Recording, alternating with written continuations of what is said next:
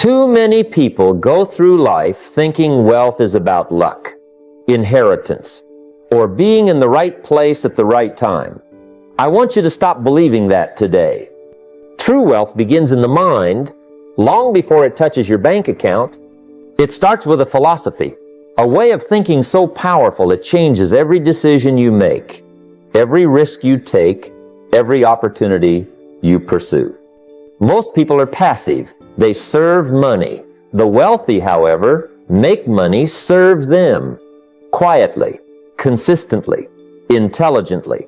That choice is yours, and it begins with how you think. Today, we'll explore rules that aren't just about numbers. They're about mindset, strategy, and character. You'll learn how to manage money so it grows for you, not against you. How to invest in yourself and your ideas, and most importantly, how to think like the wealthy. So success becomes a natural consequence of your daily actions. When I first learned about managing money, it wasn't in a classroom or from a textbook.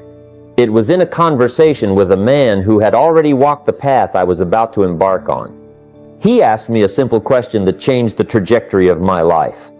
Are you living on less than you earn? I had never considered it. At 25, broke and buried in debt, the thought of setting aside part of my income for anything other than immediate needs felt impossible. But he didn't just ask a question. He gave me a framework, a principle that I now call the 70/30ths rule of money management. The idea is straightforward yet profound. Live on 70% of your income or less, and allocate the remaining 30% with purpose, 10% for active investing, 10% for passive assets, and 10% for charity or contribution. When I first applied this principle, it felt like swimming against the current. Every dollar I didn't spend screamed to be used, yet the discipline of setting aside even a small portion began to shift my mindset. It wasn't just about saving.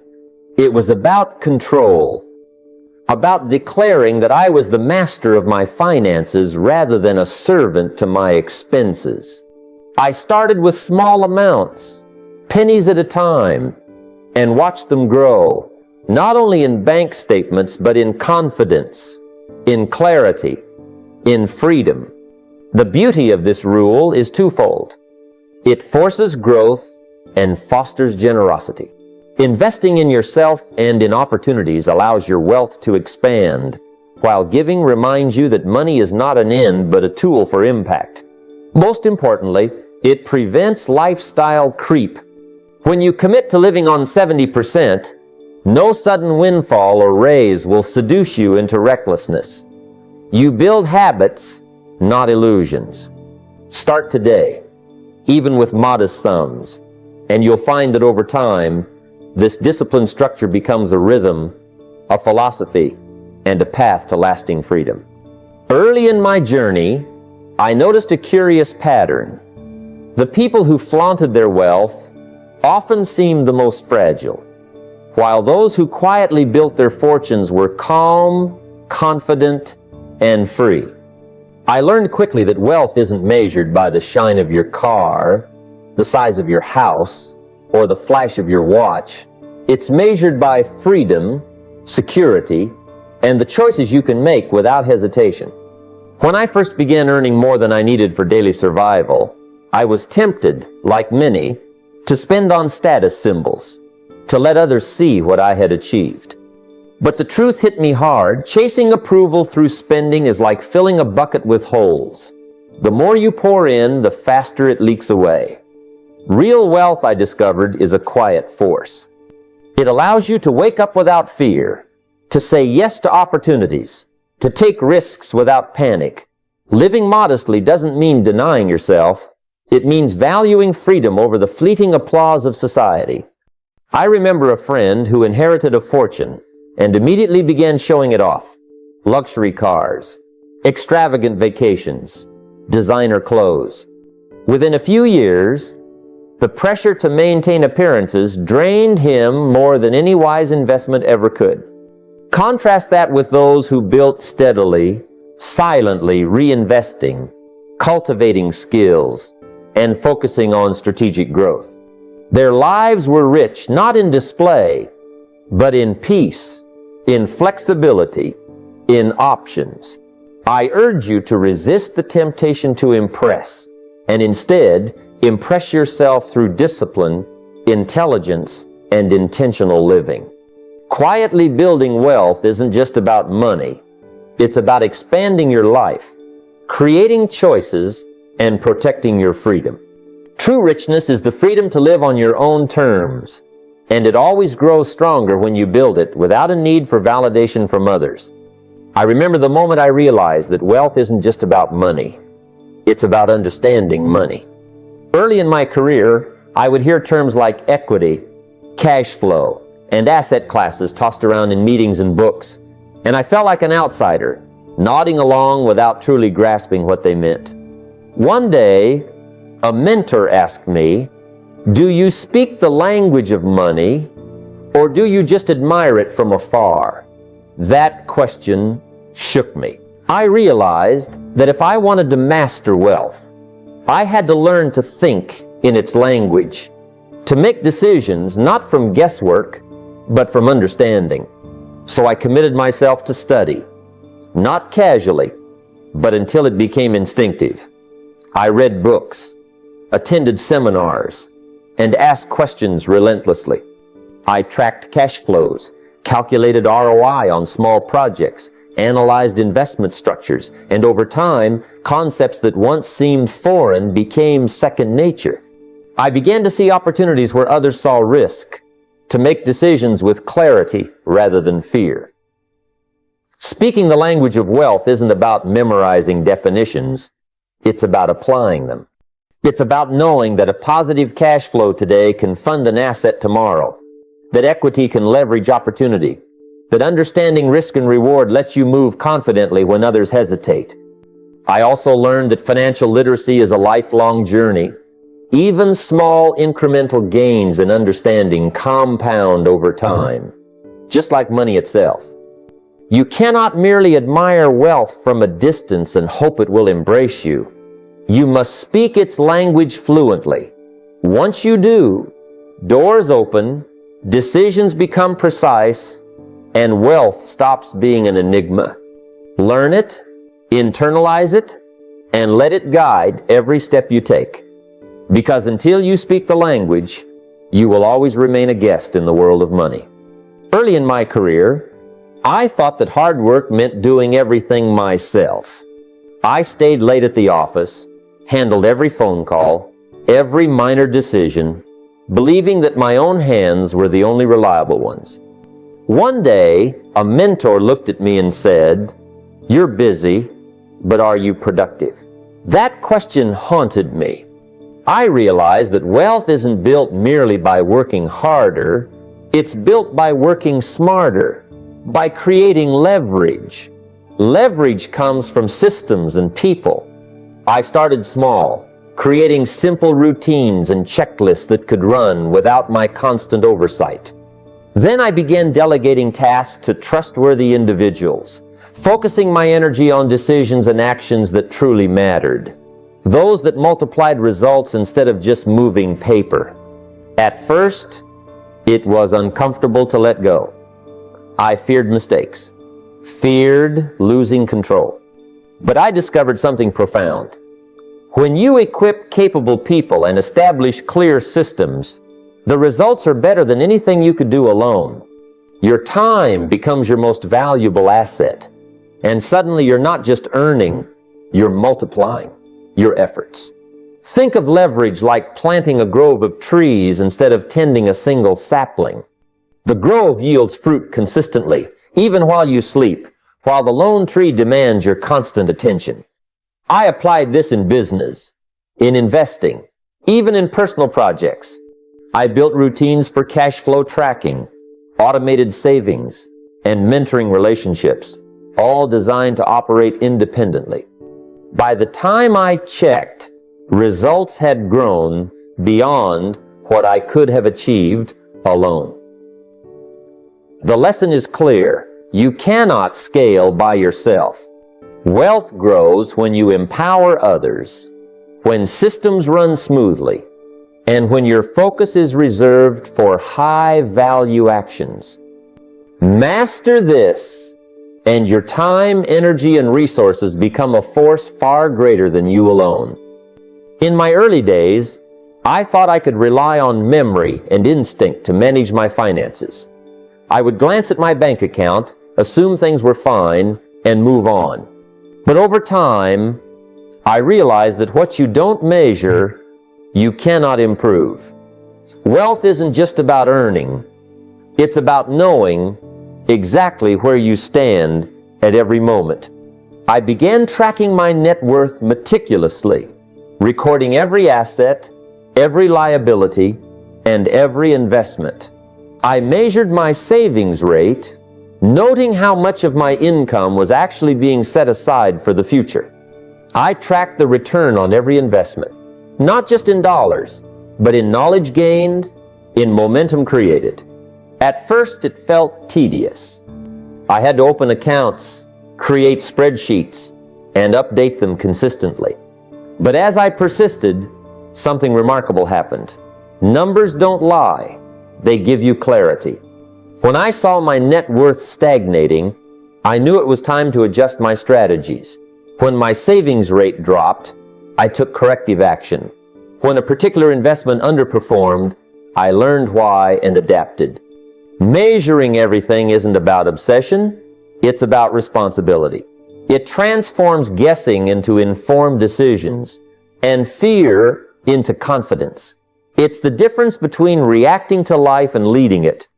I remember one mentor telling me, "Jim, if you can't measure it, you don't own it." That phrase stuck. Today, I can look at my financial records and instantly see the patterns, the progress, and the gaps. Every number tells a story. Every ratio highlights an opportunity. If you want to grow wealth, you must measure everything that matters. Without it, your finances drift like a ship without a compass. With it, every action is intentional, every decision powerful, and every step forward precise. Measurement is the foundation of improvement, and improvement is the path to lasting wealth. Many people live as if all debt is bad, but in reality, debt is a powerful instrument when used wisely. Good debt is the kind that buys assets, things that appreciate in value or generate income. For example, taking a loan to invest in real estate that produces cash flow or to start a business that scales can be transformative. That debt works for you, creating leverage and multiplying your efforts. On the other hand, bad debt is the type that funds instant gratification, vacations you can't afford, luxury cars that depreciate the moment they leave the lot, or credit cards carrying lifestyle expenses. That debt doesn't grow wealth, it slowly erodes it. I remember my early days when I took out a small loan to start a speaking business. It wasn't a huge sum, but it bought me the tools and connections that ultimately paid back tenfold. Conversely, I once saw someone I knew max out credit cards on non-essential purchases, and even a high income couldn't save them from the stress of mounting interest. The lesson is clear. Debt is neutral. It's neither good nor evil. Its value is determined by your purpose, your strategy, and your discipline. Approach it emotionally, and it becomes a trap. Approach it strategically, and it becomes a bridge to opportunity. Always ask yourself, will this debt put me in a stronger position tomorrow than I am today? If yes, it is a tool. If no, it is a chain. Learn to wield debt wisely, and it can accelerate your path to financial freedom rather than dragging you backward. Life has a way of surprising us, often when we least expect it. A sudden market downturn, an unexpected medical expense, or a slowdown in business can strike at any moment. I've seen people who work tirelessly for years, building assets and wealth, only to be forced into hasty decisions because they hadn't planned for the unexpected. They sold investments at a loss or drained their savings, simply because there was no cushion. That's why having a financial contingency plan is not optional, it's essential. Early in my journey, I experienced a business slowdown that wiped out a small portion of my cash flow. At first I panicked, but then I realized that I had built small reserves and had diversified some of my income streams. That foresight allowed me to continue operations without sacrificing long-term goals. A contingency plan is more than an emergency fund. It's a mindset. It's about expecting volatility and preparing for it so that when life shifts, you act from strength, not fear.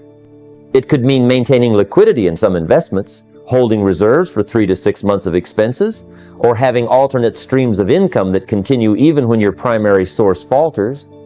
The key is to build flexibility into your financial life, so no matter the circumstance, your assets remain intact and your long-term strategy unbroken. By planning for the unexpected, you convert fear into confidence and uncertainty into clarity.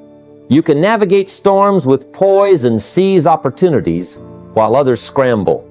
The discipline of foresight is what separates those who merely survive from those who thrive. Plan for the unforeseen, and you ensure that setbacks never become disasters. Every year of your life is a blank page, and what you choose to write on it determines the trajectory of your future. I've always believed that the goal isn't just to survive one more year or to accumulate a few more dollars. It's to make each year more valuable than the last. When I was starting out, I didn't have much, but I realized early on that growth doesn't come from waiting. It comes from investing in yourself consistently. I spent countless hours reading, learning from mentors, and applying what I learned. Each year, my knowledge grew, my skill set expanded, and my network deepened. The result wasn't just financial gain, it was personal transformation. One practical way to make each year more valuable is to track 3 key areas: your skills, your connections, and your financial position. Did you learn something new this year that makes you more capable? Did you strengthen relationships that create opportunities for collaboration and growth? Did you make strategic moves with your money that increase your net worth or your financial resilience? If you can answer yes in all 3 areas, you are ensuring that each year compounds in value.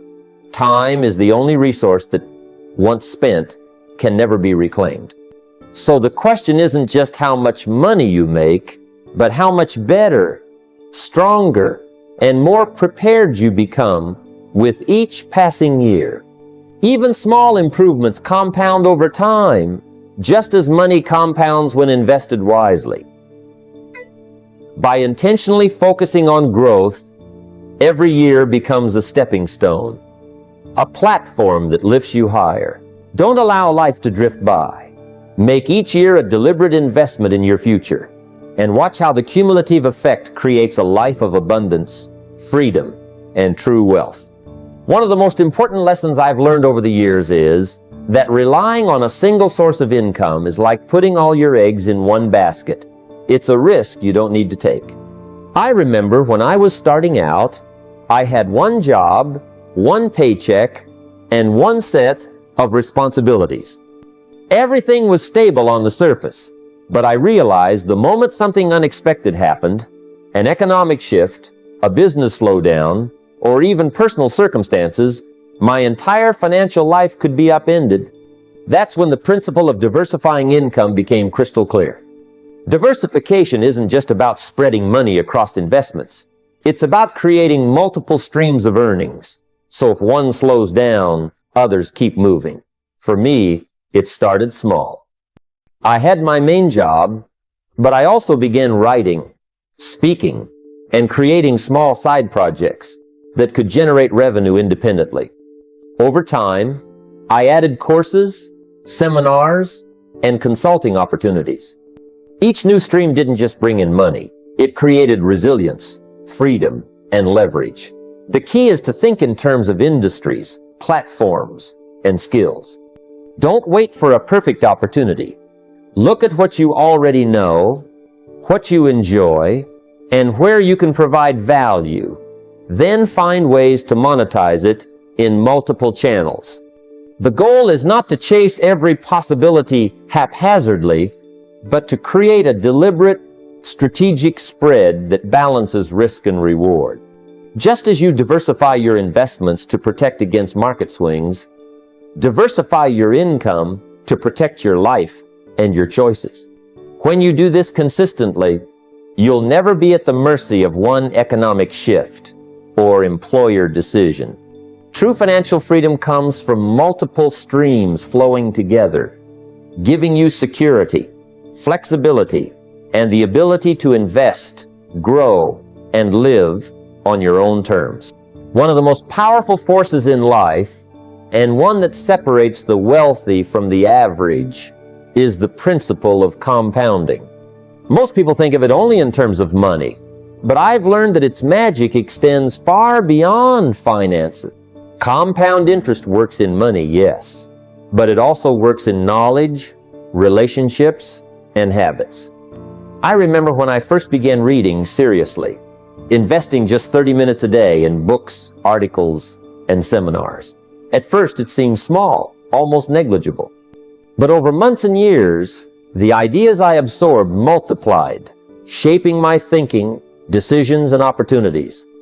It was as if every lesson I learned had a ripple effect, creating momentum I couldn't have achieved in a single leap. The same principle applies to habits. Saving 10% of your income may seem modest, but done consistently over decades, it creates a foundation of financial freedom. Likewise, small daily actions, exercise, journaling, thoughtful communication, compound into health, clarity, and trust in relationships. And relationships themselves, when nurtured over time, create networks of support, collaboration, and opportunities that can't be bought. The exponential effect is the same in every area. What you consistently invest in today multiplies tomorrow, often in ways you cannot immediately measure. The key is patience, discipline, and vision. You can't force compounding, you can only feed it regularly and watch it grow. Money alone is powerful, but when combined with knowledge, habits, and relationships, compounding becomes a force that transforms your life completely. Start today, however small the step, because every choice you make compounds, either for you or against you, and the difference shows in a lifetime. Frugality is often misunderstood. Many people hear the word and immediately think of deprivation, of cutting corners until life feels joyless. But true frugality has nothing to do with scarcity. It has everything to do with intention. It's about spending your money wisely, deliberately, and with purpose, not out of fear, not out of impulse. Early in my life, I learned this the hard way. I once tried to scrimp on everything, thinking that pinching pennies alone would make me wealthy. I saved, yes, but I also limited myself from opportunities that could have multiplied my income, my knowledge, and my connections. The lesson was clear. Frugality without vision is just limitation. Frugality with strategy is freedom. The wealthy practice frugality because they recognize the value of every dollar, but they don't let it prevent them from investing in themselves or their opportunities. A new course, a book that teaches you a skill, or even a chance to meet the right person. These are investments that frugality encourages, not discourages. It's about eliminating waste while amplifying value. When you spend intentionally, your money begins to work for you rather than you working for your money. And here's another secret. Intentional frugality also cultivates discipline, patience, and clarity of purpose, qualities that compound over time just like money does. You stop reacting emotionally to spending and start making decisions strategically. The result is a life that is secure, flexible, and rich in options. It's not about living small, it's about living smart. Wealth isn't the result of how much you cut out. It's the result of how wisely you choose where to put your resources. Start thinking in terms of intention, not fear, and watch how every dollar begins to serve your larger life purpose. Generosity is more than a moral choice. It is a strategic practice for building lasting wealth and character. Many people view money solely as a tool for personal gain, but the truth is that money, when shared thoughtfully, has a multiplying effect. Early in my journey, I realized that giving wasn't just about charity, it was about creating a cycle of abundance. When I committed even a small portion of my income to help others, I noticed something remarkable. Doors began to open, relationships strengthened, and opportunities I hadn't anticipated appeared. Generosity keeps you grounded. It reminds you that wealth is not just a measure of what you have, but of how you can impact others. Without this balance, greed can easily take root, clouding judgment and tempting you into decisions that may bring short-term gain but long-term loss. But when giving becomes part of your financial plan, it aligns your mind with abundance rather than scarcity. You see, generosity is like investing in human capital. Each act of contribution builds trust, loyalty, and goodwill. People are drawn to those who uplift others. Networks grow naturally, and influence spreads quietly yet powerfully. Furthermore, generosity trains your mind to value significance over accumulation. The wealthy don't hoard. They circulate resources wisely, knowing that money has a purpose beyond mere possession. It is a servant, and it serves best when it flows through thoughtful hands, creating value for multiple lives, including your own. By integrating giving into your plan, whether through time, knowledge, or finances, you not only strengthen your character, but you also cultivate opportunities, insights, and relationships that compound over a lifetime. Generosity, done consistently and strategically, becomes one of your most powerful assets. As we draw this journey to a close, I want you to pause and reflect on what we've explored together. Financial freedom, wealth, and success are not abstract ideas reserved for a lucky few. They are disciplines, philosophies, and choices that any person at any stage of life can embrace. What separates those who live a life of scarcity from those who live a life of abundance is not luck or inheritance. It is intentional action, consistent habits, and a mindset built on clarity, discipline, and responsibility. The principles we've discussed, from managing your money wisely with the 70-30th rule, building assets instead of debt, to cultivating knowledge, relationships, and generosity, are not mere strategies. They are the very framework for creating a life of lasting prosperity. Think of your financial life as a garden. Seeds sown haphazardly, without thought or care, will yield little. But seeds planted with purpose, nurtured with patience, and protected against storms will produce fruits beyond expectation. The same is true for your wealth, your skills, and your habits. The power is in the planting, the tending, and the consistent effort day after day. Wealth is not a single event. It is a process, a lifestyle, and a reflection of your discipline, vision, and courage. When you measure your progress, when you invest in knowledge, when you leverage systems, and when you plan for uncertainty, you are building not just money, but freedom. Freedom of choice, freedom of time, and freedom of purpose. Now, knowledge alone will not create the life you desire. Reflection without action is just thinking. Discipline without application is wasted energy. Today is your moment to bridge that gap. I want you to take one step, small, tangible, and deliberate, that will shift your financial future. Open a notebook, List your income and your expenses. Identify the area that most needs improvement and take action. Set aside a percentage of your earnings. Invest in learning or create a simple system to protect your resources.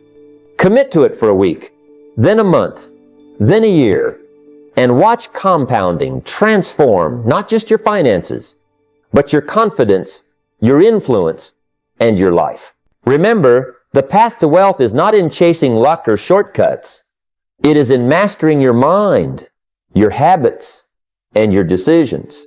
The moment you take responsibility for your financial life, the moment you decide that money will serve you rather than control you, you step into a new reality.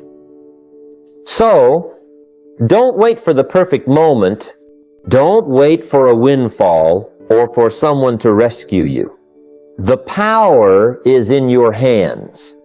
Begin today, act consistently, and build a life that reflects not just prosperity, but purpose, wisdom, and freedom. Your future is waiting, and it begins with the choice you make right now.